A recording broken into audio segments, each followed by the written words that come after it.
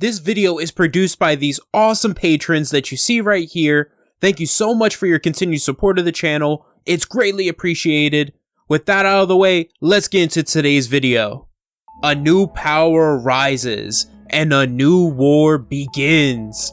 What's up everyone, James here, and we are back with G.I Joe versus the Transformers.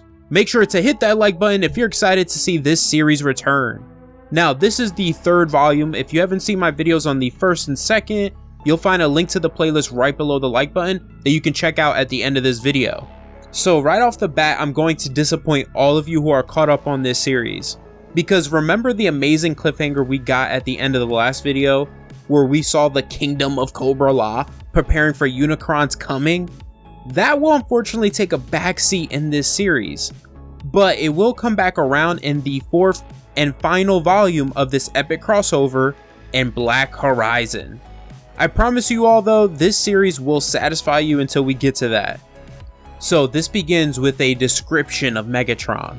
It says, Megatron, commanding general and leader of the Decepticons. His name brings fear to organics and mechanoids across the galaxies. His cold, glaring face haunts the nightmares of those who fear it will be the last thing they see before his glossy, black fusion cannon erases them from existence.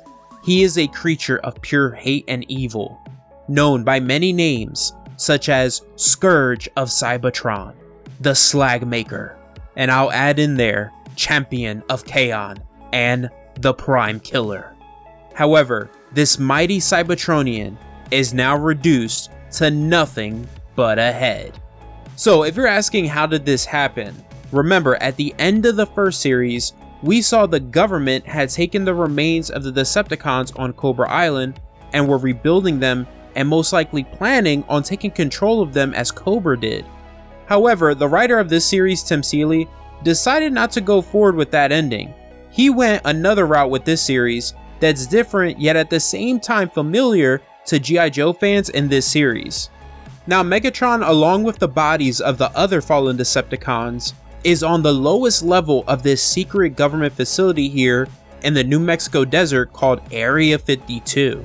Yeah, you heard that correctly. Instead of controlling the Decepticons, the government has harvested the Cybertronian technology from them in order to create their own sentient mechanical weapon. This weapon is Serpentor. Now, if you're not familiar with who Serpentor is, I will explain who he is in a second here, but if you don't care to know, feel free to use the chapters below to skip this part of the video. So Serpentor made his first comic book appearance in Marvel's G.I Joe issue 49, and his first appearance in the G.I Joe animated series was in season 2 in part 4 of the Arise, Serpentor Rise series of episodes. Now in both the Marvel G.I Joe comics and the animated series, Dr. Mindbender was the man behind his creation who had help from my man Destro.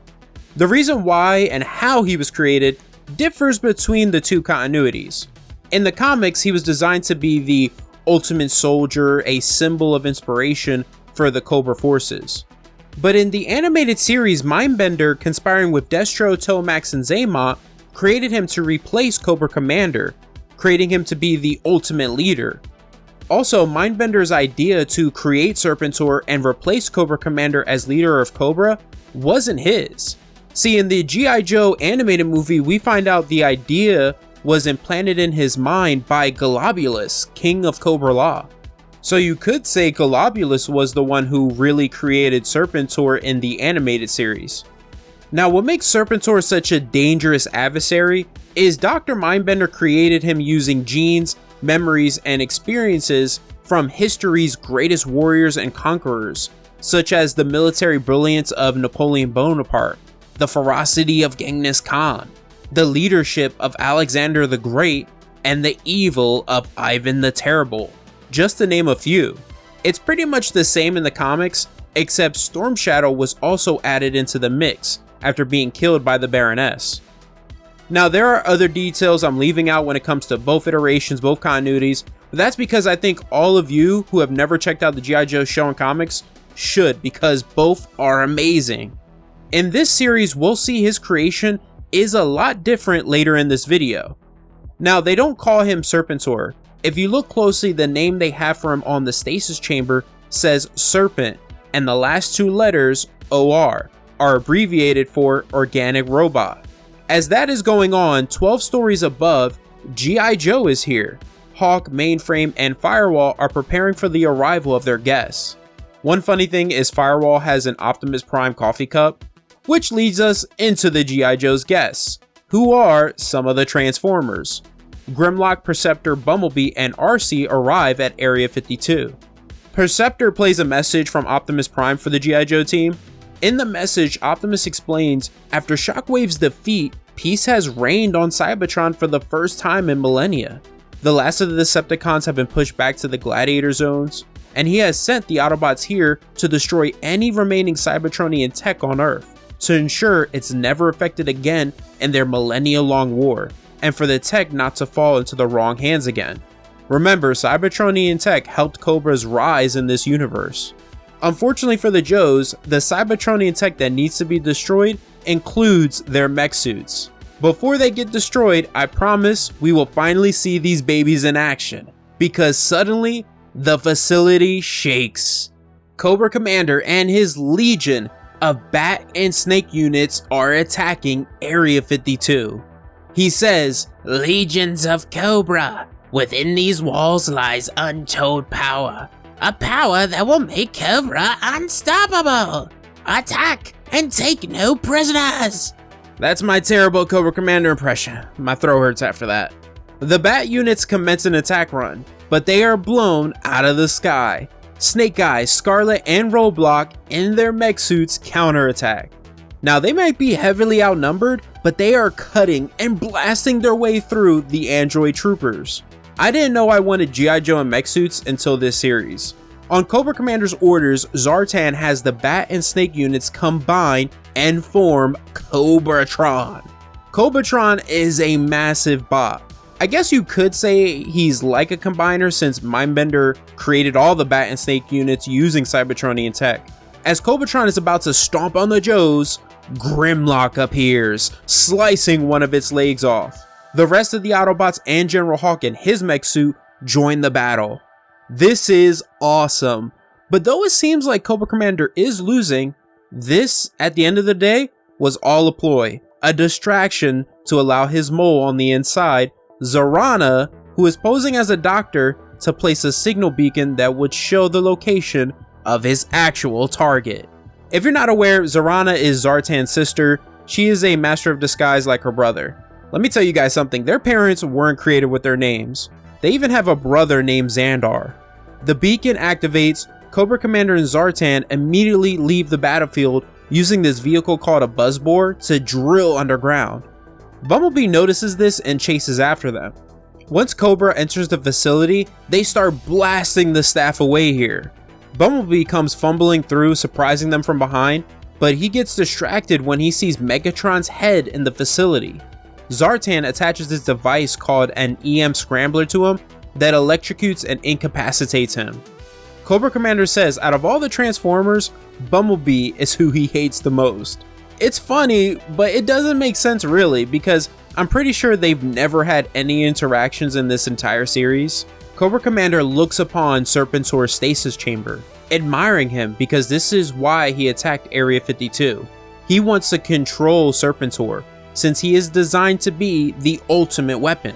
Cobra Commander explains to Zartan and Zarana that Serpentor was created to be a supercomputer covered in bioorganic tissue with a biosteel indestructible shell.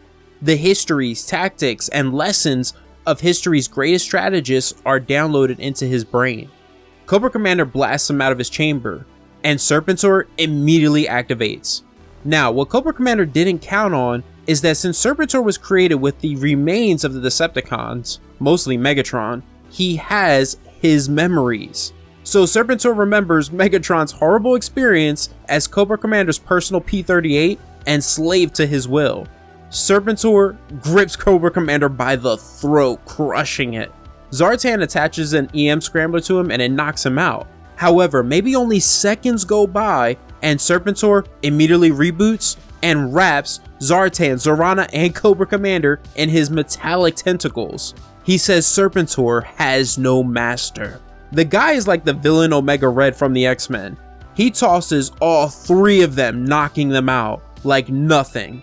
He then sees Soundwave's head. He puts on his armor and then accesses Soundwave's memories. Now this is where it gets fascinating. Through Soundwave's memories, he learns the history of Cybertron. He sees the origin of the Transformers, which is the same as the G1 cartoon. They got revealed in the 3rd season episodes 5 Faces of Darkness Part 4 and Forever is a Long Time Coming, where the Quintessons, using Cybertron as a factory, created the Transformers. They created a gladiator and slave race who evolved into the Autobots and Decepticons. Eventually, the Transformers, led by Autobot A3, aka Alpha Trion, rebelled and forced the Quintessons to flee Cybertron. Serpentor then sees Megatron's rebellion, Soundwave as his first lieutenant, and Optimus Prime gaining the Matrix of Leadership.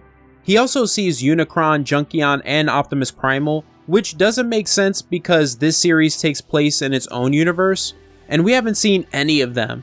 I think this was the writer Tim Seeley's way of shouting out the G1 Transformers cartoon and Beast Wars, which share the same continuity. Afterwards, Serpentor evaluates his programming and determines he will finish what his father, Megatron, started. He will gain power. His new objective is to find the Matrix of Leadership and rule Cybertron. Serpentor will carry on Megatron's will because he is the son of Megatron. That's the end of this video, and in the next one, Serpentor is going to dominate the Autobots and G.I Joe. I hope you all enjoyed it. Make sure to subscribe if you want to see the next part in this series, and check out the playlist right here to get caught up or get a refresher on what we've covered so far in this epic crossover. Other than that, have an awesome day, and always remember every day to go beyond.